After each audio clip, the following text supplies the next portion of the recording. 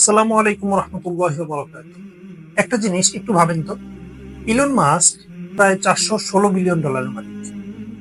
আমরা যদি ইলন মাস্ককে পাই, বা ধরেন ইলন মাস্ক যদি চায় আমাদেরকে কোটিপতি বানিয়ে দিতে পারে, তাতে তার তেমন কিছু আসবে যাবে না।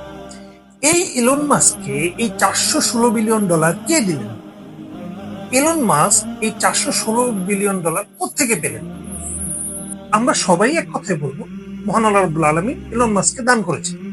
তাহলে সেই মহান আল্লাহ রাব্বুল আলামিন আমাদেরকে দৈনন্দিন 5 বার ডাকছেন, হাইয়া আলাস সালাহ, হাইয়া আলাল ফালাহ, সলাতের দিকে আসো, কল্যাণের দিকে আসো। অর্থাৎ তুমি সলাত পড়লেই তোমার কল্যাণ হবে। তাহলে আল্লাহ নিজে আমাদেরকে দৈনন্দিন 5 বার কল্যাণের দিকে আহ্বান করছেন, আমরা কেন যাচ্ছি না?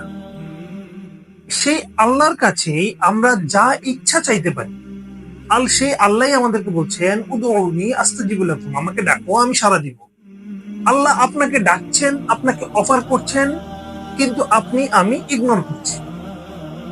আমরা কতটা স্পর্ধার কাজ দেখাচ্ছি চিন্তা করা যায়।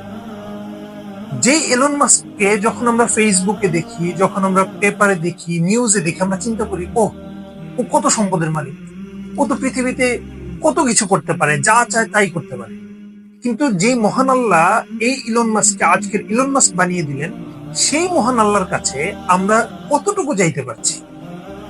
সাথে আমরা যখন আল্লাহর কাছে চাইবো, আল্লাহ আমাদেরকে আরেকটা জিনিস ফ্রিতে দিয়ে দিবেন। সেটা কি বলেন তো?